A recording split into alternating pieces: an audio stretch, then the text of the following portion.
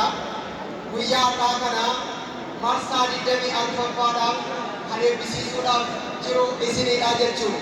Kanaaf isin marsaa 24ffaa keessa warra jiran guyyaa eebbaa guyyaa seena qabeessa kanatti eebbifamuudhaaf kan argamtan kun baga isin ga'e jedha ammas baga gammaddanii.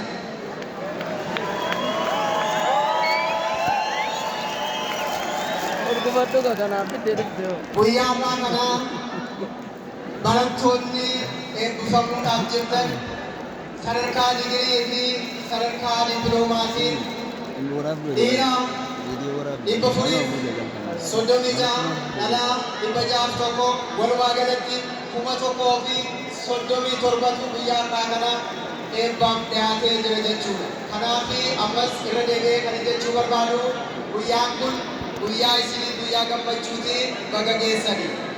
Ittaanee jechuu kan hin barbaadu biyya kanaaf guddina biyya kanaatiif saayinsii fi teekinooloojii guddina biyya kanaatiif kan barbaachisu lammii barate lammii qaroomeedha. Kanaaf daandiin boruu kaampaasiin jirtan bara hundeeffama isaarraa kaasee haga biraatti barsiisuudhaan lammiiwwan 15,000 ol ga'oomsee gara uummataatti baasuudhaan nama meeqaaf guddina laatee nama meeqaaf biyya kanaaf aarsaa kan ta'an ga'umsa kan fidan saayinsii fi teekinooloojii keessatti ga'ee kan taphatan oomishee jira jechuudha.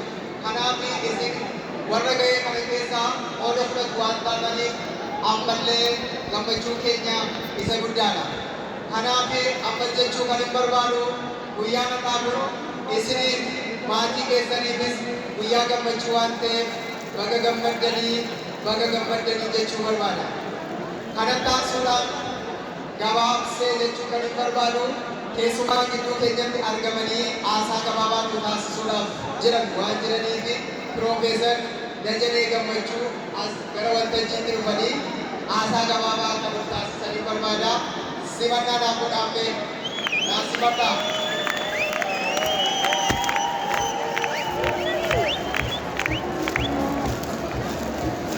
Ma inni kun jija boqqolloo jiru ma faffacaati siin uffata maaltu ijoollee moo mo'ata abeet waalaikumsalaam Congratulations. kunoo gibbii galleerra keettoo istaadiyoomii keessa Enquanto saanchi.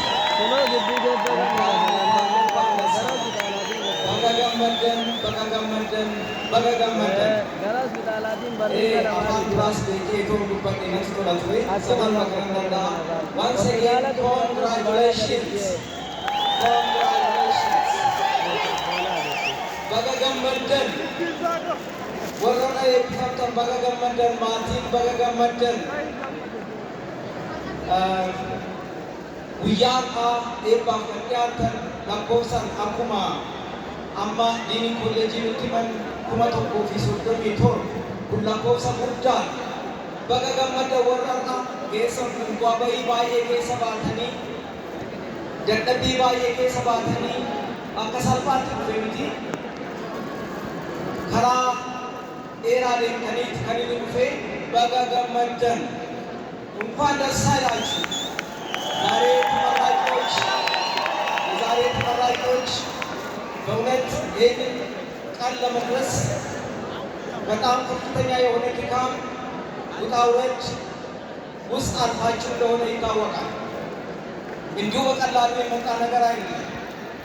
ምናልባትም ይህ ሂደት አንድ ቀን መጀመሪያ ትምህርት ቤት የገባችሁባትን ቀን ታስታውሳላችሁ። የዛች ቀን ነው የጀመረው። የዛች ቀን የጀመረው ሂደቱ ዛሬ ለዚህ አድርሷቸዋል። እዚህ ውስጥ አርፋችሁ ለዚህ ደስ ስለሚል ቀን እጅግ ላማረ ቀን ሙሽራ በሆናችሁበት ቀን እንኳን አደረሳችሁ። እንዲሁም ወላጆች፣ ዘመድ አዝማድ፣ ቤተሰብ፣ አባት፣ እናት፣ እህት፣ ወንድም ወላጆች ሁሉ ለዚህ አስተዋጽኦ ያደረጋችሁ እነዚህ ልጆች እነዚህ ሰዎች ዛሬ እንድመረቁ የራሳችሁን አሻራ የጣላችሁ የድካማችሁ ዋጋ የድካማችሁ ፍሬ በማየታችሁ ቤተሰብ እንኳን ደስ አላችሁ ልል እፈልጋለሁ። ቅድም የፕሮግራም አስተባባሪ ተናግራለች። አንዳንዶቻቸው ከሌላቸው መቀነስ ያላቸውን ጥሪት በማራገፍ እናቶች ካላቸው መቀነስ አባቶች ካላቸው ትንሽ ነገር ቀንሰው እናንተ ለዚህ ክብር እንድትደርሱ አድርጓል። እንደሚታየኝ አንዳንዶቻችሁ ምናልባት በትዳር ያላችሁ አላችሁ፣ ልጆቻችሁ፣ ሚስቶቻችሁ ወይም ባሎቻችሁ ለዚህ አስተዋጽኦ አላቸው። በአጠቃላይ ለዚህ አስተዋጽኦ ላደረጉት ክብር ይገባቸዋል፣ ምስጋና ይገባቸዋል።